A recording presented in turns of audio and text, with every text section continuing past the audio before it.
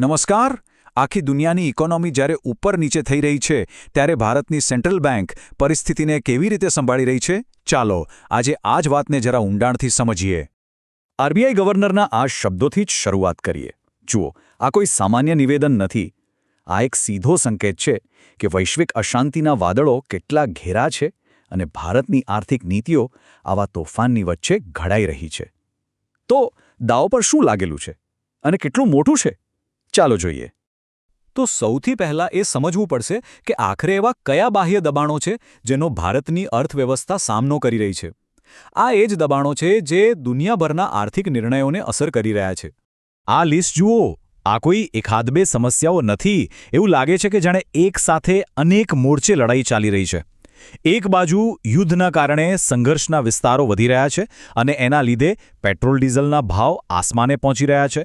બીજી બાજુ ઉદ્યોગો માટે જરૂરી કાચા માલની અછત વર્તાઈ રહી છે અને શેર બજારમાં તો ભારે ઉથલપાથલ છે. અને આટલું ઓછું હોય એમ યુએસ ડોલર મજબૂત થઈ રહ્યો છે અને બોન્ડ યીલ્ડ વધી રહી છે. ટૂંકમાં એક પરફેક્ટ ગ્લોબલ સ્ટોર્મ જેવી સ્થિતિ છે. અને આવી જ વૈશ્વિક ઉથલપાથલની વચ્ચે 8 એપ્રિલ 2026ના રોજ ભારતીય રિઝર્વ બેન્કે પોતાનો એક ખૂબ જ મહત્વનો નિર્ણય જાહેર કર્યો. એવો દિવસ જ્યારે મોટા આર્થિક નિર્ણયો આપણા રોજિંદા જીવન પર અસર કરી રહ્યા હતા, ભલે આપણને એનો સીધો ખ્યાલ આવે કે ના આવે. આવા તોફાની સમયમાં આરબીઆઈ એકદમ અનુભવી અને સ્થિર કપ્તાનની જેમ કામ કરી રહી છે. દેશની અર્થવ્યવસ્થાના જહાજને સુરક્ષિત રીતે આગળ લઈ જવા માટે એક મોટો નિર્ણય લેવાઈ રહ્યો હતો. તો સૌથી મોટો સવાલ એ જ છે કે આ વૈશ્વિક તોફાનની વચ્ચે ભારતની સેન્ટ્રલ બેન્કે આખરે કર્યું શું? શું એમણે કોઈ આક્રમક પગલું ભર્યું કે પછી સાવચેતીનો માર્ગ પસંદ કર્યો? અને જવાબ છે સ્થિરતા. કોઈ ફેરફાર નહીં. મોનેટરી પોલિસી કમિટીએ પોલિસી રેપો રેટને 5.25% પર જાળવી રાખવાનો નિર્ણય કર્યો. હવે આનો મતલબ શું? સાવ સાદા શબ્દોમાં કહીએ તો લોનના વ્યાજદર, બચત પરનું વળતર અને બજારમાં પૈસાનો જે પ્રવાહ છે એ બધું હાલ પૂરતું સ્થિર રહેશે. આરબીઆઈ જાણે કહી રહી છે, ઉતાવળ નથી કરવી, પહેલાં પરિસ્થિતિને બરાબર સમજી લઈએ.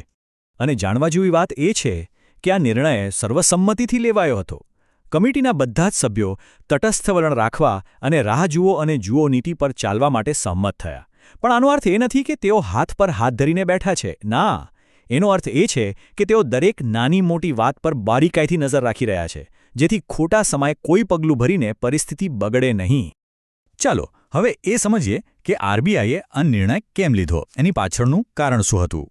આ નિર્ણય ખરેખર તો દેશની આંતરિક મજબૂતી અને બહારના જોખમો વચ્ચે એક નાજુક સંતુલન સાધવાનો પ્રયાસ છે.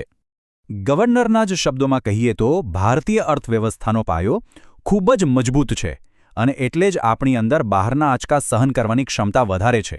અને આ માત્ર કહેવાની વાત નથી. આ આંકડા અને વાસ્તવિકતા પર આધારિત એક ઊંડો વિશ્વાસ છે જે આ નિર્ણયનો આધાર છે. હવે આ સ્લાઇડ બહુ જ રસપ્રદ છે. એ બતાવે છે કે એમપીસી કઈ દ્વિધામાં હતી. એક તરફ ભારતનું આર્થિક સુરક્ષા કવચ છે. લોકો ખરીદી કરી રહ્યા છે, કંપનીઓ નવું રોકાણ કરી રહી છે અને નાણાકીય સ્થિતિ પણ સારી છે. પણ બીજી તરફ વૈશ્વિક પડકારો પણ છે. ક્રૂડ ઓઇલના ઊંચા ભાવ, સપ્લાય ચેનમાં ગડબડ અને દુનિયાભરમાં માંગ ઘટી રહી છે. આ બંને વચ્ચે બેલેન્સ કરવું એ જ આ નિર્ણયનો મુખ્ય હેતુ. સારું, તો વર્તમાન નિર્ણયને તો આપણે સમજ્યા.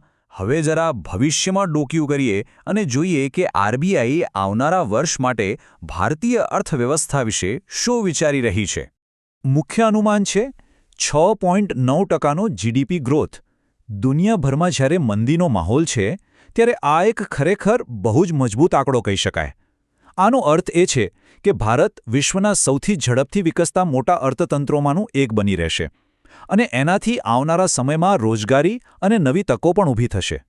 અને જો આપણે ક્વાર્ટર પ્રમાણે જોઈએ તો ખબર પડે છે કે આ ગ્રોથ કોઈ એક ક્વાર્ટર પૂરતો નથી, પણ આખા વર્ષ દરમિયાન સતત રહેવાની અપેક્ષા છે.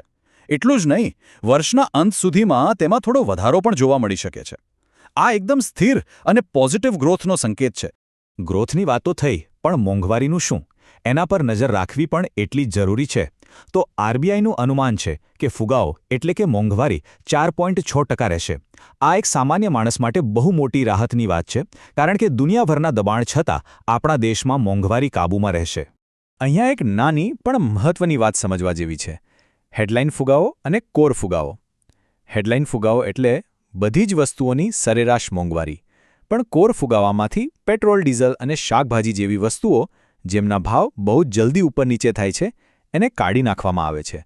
કોર ફુગાવો ઓછો હોવાનો મતલબ છે કે અર્થવ્યવસ્થામાં અંદરખાને ભાવ વધારો કાબૂમાં છે, જે એક બહુ જ સારો સંકેત છે. તો હવે આપણે આ વિશ્લેષણના અંત તરફ આવી રહ્યા છીએ. ફરી એકવાર આપણે એ જ મુખ્ય મુદ્દા પર પાછા આવીએ છીએ, સ્થિતિસ્થાપકતા, અને એ જોઈએ કે ભવિષ્યના પડકારોનો સામનો કરવા માટે ભારત પાસે કયા હથિયાર છે. આ આંકડો જુઓ, 697.1 અબજ ડોલર. આ છે 3 એપ્રિલ 2026 સુધીનું આપણું ફોરેન એક્સચેન્જ રિઝર્વ.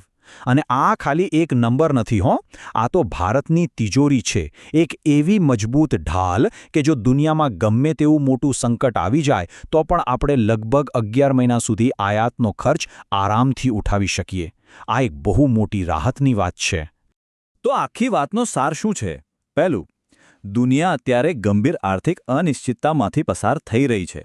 બીજું, આરબીઆઈએ ઉતાવળ કરવાને બદલે સ્થિરતાનો માર્ગ પસંદ કર્યો છે. ત્રીજું, આ નિર્ણય દેશની પોતાની મજબૂતી અને બહારના જોખમો વચ્ચેનું એક બેલેન્સ છે. અને ચોથું, ભવિષ્ય માટેના અનુમાનો ભલે સારા હોય, પણ જોખમો હજુ પણ છે, એટલે સાવચેત રહેવું તો પડશે જ. અને અંતે એ જ સવાલ જે વિચારવા જેવો છે.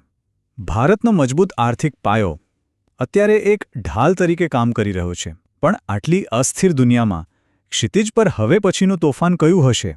આ એક એવો પ્રશ્ન છે જે આપણા નીતિ ઘડવૈયાઓ અને આપણને બધાને સતત વિચારતા રાખશે.